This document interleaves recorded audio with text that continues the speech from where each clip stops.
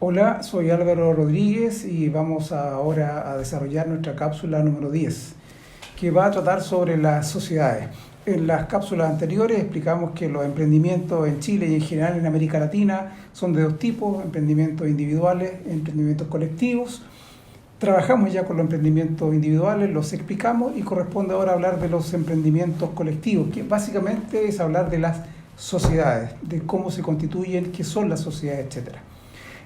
A través de las próximas cápsulas vamos a desarrollar primero que nada los aspectos más generales sobre las sociedades, cómo funcionan, qué son las sociedades, cuáles son los elementos más importantes que hay que tener en cuenta por cuando alguien las va a constituir, y más tarde vamos a ir viendo en cápsulas muy posteriores cada una de las distintas sociedades que existen en Chile y en general son las mismas que existen en la mayoría de los países de América Latina.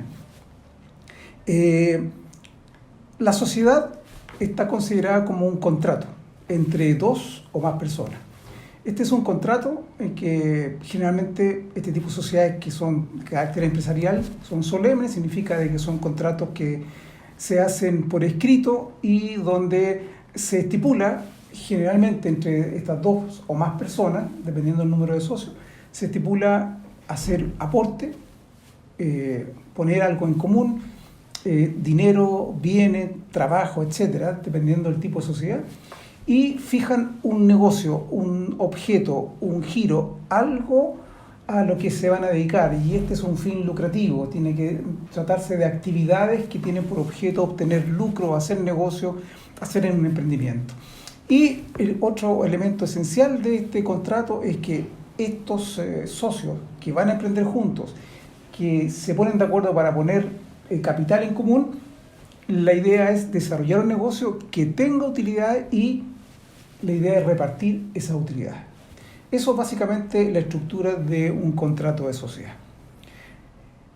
Nosotros, para poder entender las diferencias entre los distintos tipos de sociedades, vamos a trabajar con una clasificación que se usa mucho en la universidad y que nos ayuda a entender y a explicar por qué funcionan las sociedades de manera tan distinta.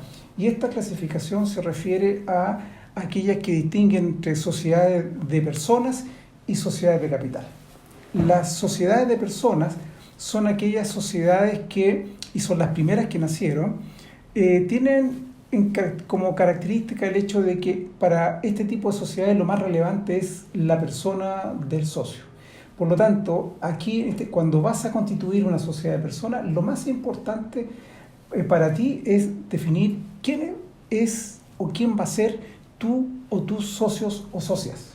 Es decir, las características personales, el prestigio, la industrialización, la capacidad económica, etcétera. En general, las características personales de quienes van a ser tus socios son relevantes al momento de constituir la sociedad. En cambio, por el otro lado tenemos las sociedades de capital. Estas sociedades de capital se caracterizan porque lo relevante para ellas no es la persona de los socios. Los socios acá se llaman accionistas y lo relevante es el capital, lo que los accionistas ponen. Y por eso es que se definen estas sociedades de capital como fondos comunes.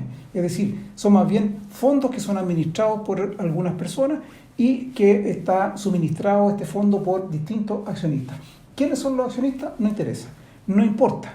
Es por eso que, por ejemplo, un tipo de estas sociedades se llaman anónimas. Y se llaman anónimas porque no interesa quiénes son los socios, lo importante es el capital que aporta.